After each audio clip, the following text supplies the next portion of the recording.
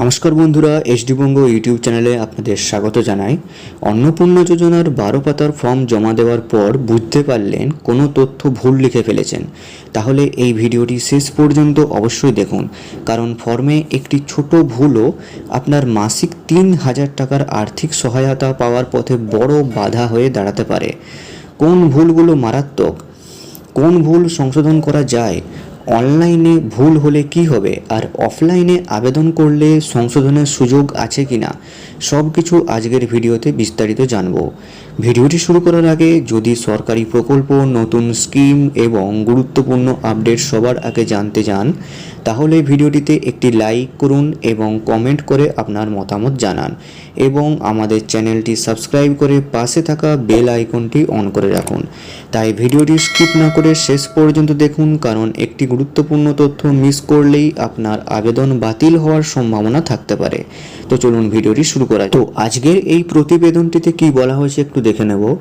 অন্নপূর্ণা যোজনার 12 পাতার ফর্ম পূরণ করতে গিয়ে ভুল করেছেন, মাসে 3000 টাকার আর্থিক সহায়তা পেতে আবেদনপত্রে ভুল তথ্য থাকলে কি হবে, সংশোধনের সুযোগ রয়েছে কিনা, কোন তথ্য সবচেয়ে গুরুত্বপূর্ণ জেনে নিন বিস্তারিত। রাজ্যের মহিলাদের আর্থিকভাবে স্বাবলম্বী করে তুলতে অন্নপূর্ণা যোজনার বা অন্নপূর্ণা ভাণ্ডার প্রকল্প, এই প্রকল্পের মাধ্যমে যোগ্য মহিলাদের 3000 টাকা করে আর্থিক সহায়তা দেওয়ার প্রস্তুতি দিয়েছে বিজেপি সরকার। তবে প্রশ্ন উঠেছে প্রকল্পের 12 পাতার দীর্ঘ ফর্ম নিয়ে। প্রকল্পের দীর্ঘ 12 পাতার আবেদনপত্র ঘিরে ইতিমধ্যেই দেখা দিয়েছে নতুন উদ্বেগ। বহু আবেদনকারী অভিযোগ করেছেন তাড়াহুড়ো করে ফর্ম পূরণ করতে গিয়ে নানা তথ্য ভুলভাবে লিখে ফেলছেন। এখন প্রশ্ন উঠেছে, এই ভুলের কারণে কি আবেদন বাতিল হতে পারে, নাকি পরের সংশোধনের সুযোগ থাকবে? প্রকল্প সংক্রান্ত আলোচনায় উঠে এসেছে আবেদনপত্রে ব্যক্তিগত তথ্য, পারিবারিক বিবরণ, ব্যাংক অ্যাকাউন্টের তথ্য, আধার নম্বর, ভোটার পরিচয়পত্রের তথ্য সহ একাধিক গুরুত্বপূর্ণ বিষয় উল্লেখ করতে হচ্ছে। এত তথ্য একসঙ্গে পূরণ করতে গিয়ে অনেক আবেদনকারীর বানান ভুল ব্যাংক অ্যাকাউন্ট নম্বর, অসম্পূর্ণ ঠিকানা বা নথি তথ্য ভুলভাবে উল্লেখ করেছেন বলে জানা যাচ্ছে। অনেক ক্ষেত্রে কি হয় না, আধার কার্ডে নাম ভুল থাকে, কিন্তু আপনার নাম তো আসলে যে স্পেলিংটা থাকে কিন্তু আধার কার্ডে ভুল থাকে, সেই নামটা কিন্তু আধার কার্ডে যে ভুল নামটা দেওয়া হয়েছে সেই নামটাই কিন্তু দিতে হয়, ঠিক আছে, কিন্তু কারেকশন করা কিন্তু চলে না। আচ্ছা, এরপর কি বলছে, বিশেষজ্ঞদের মতে আবেদনপত্রে ছোটোখাটো বানানগত ভুল এবং টাইপিংজনিত ত্রুটি সাধারণত সংশোধনযোগ্য হতে পারে। অনেক সময় কি হয়, আধার কার্ডে যে ভুল নামটা দেওয়া আছে সেই নামটাই অ্যাকচুয়ালি দিতে হয়, কিন্তু আপনারা কি করেন না, আপনার যে আসল নামের স্পেলিং সেটা দিয়ে দেন, তাহলে তারা ডিটেক্ট করতে পারে না, মনে করে যে এটা ভুল করেছে, ঠিক আছে।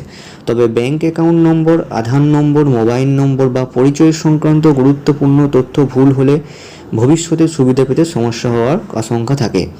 আচ্ছা, এক্ষেত্রে কি বলছে না, আপনারা যদি নামটার স্পেলিংটা ভুল করেন তাহলে সেটা আধার কার্ড দেখে ওরা ঠিক করে নেবে, কিন্তু আপনারা যদি ব্যাংক অ্যাকাউন্টের নাম্বারটা ভুল করে দেন বা আধার কার্ডের নাম্বারটা ভুল করে দেন টাইপিং করার সময়, সেক্ষেত্রে কিন্তু ওরা কারেকশন কিন্তু করবে না, সেক্ষেত্রে কিন্তু তোমাদের কিন্তু ওই ফর্মটা তোমাদের ক্যান্সেল হয়ে যাবে।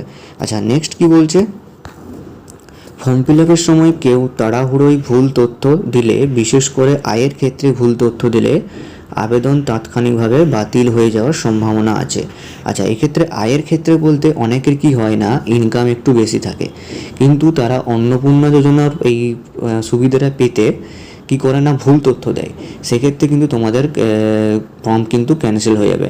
কি করে ক্যান্সেল হবে, তোমাদের যে আধার কার্ডের সঙ্গে যে ব্যাংক অ্যাকাউন্ট লিঙ্ক আছে সেই ক্ষেত্রে কিন্তু ওরা আধার কার্ডের নাম্বার দিয়ে বুঝে যাবে যে আপনার অ্যাকচুয়ালি ব্যাংকের লেনদেন কত হয়, ঠিক আছে, সেই ক্ষেত্রে কিন্তু যদি মানে ভুল তথ্য দেওয়া হয় সেক্ষেত্রে কিন্তু তোমাদের ক্যান্সেল হয়ে যাবে। আচ্ছা, নেক্সট কি বলছে, ফর্মের শেষ ডিক্লারেশনে দেওয়া হয়েছে, মানে ফর্মের যে শেষ পেজটায় দেওয়া হয়েছে সেখানে লেখা রয়েছে, আমি এই মর্মে ঘোষণা করছি যে উপরে প্রদত্ত তথ্য আমার জ্ঞান ও বিশ্বাস অনুযায়ী সত্য এবং প্রযোজ্য ক্ষেত্রে আমি সকল সহায়ক নথি প্রদান করছি এবং উপরে উল্লেখিত কোনো মানদণ্ড বাদ দিইনি। আচ্ছা, বলছিলে যে তোমাদের অসুবিধা হচ্ছে ওই 13 নম্বর পেজের ফর্মটা ফিল আপ করতে, মানে 13 নম্বর পেজটা ফিল আপ করতে। সেক্ষেত্রে আমি বলে দিই যে আমি আমাদের চ্যানেলে এই একটি ভিডিও বানানো রয়েছে যে কীভাবে তোমরা ওই ফর্মটা ফিল আপ করবে, মানে লাস্টের পেজটা কী করে ফিল আপ করবে, মানে কার স্বাক্ষর দিতে হবে সেই জায়গাটা, তো তোমরা একটু দেখে নিতে পারো, ঠিক আছে। আচ্ছা, নেক্সট কী বলছে, আচ্ছা আরও লেখা হয়েছে, আমি অবগত যে আমার প্রদত্ত কোনো তথ্য মিথ্যা প্রমাণিত হলে আমার সামাজিক সুরক্ষা সংক্রান্ত সুবিধাসমূহ বন্ধ হতে পারে। সুতরাং এক্ষেত্রে ধীরে সুস্থে সঠিক তথ্য দিয়ে ফর্ম পূরণ করতে হবে আবেদনকারীদের।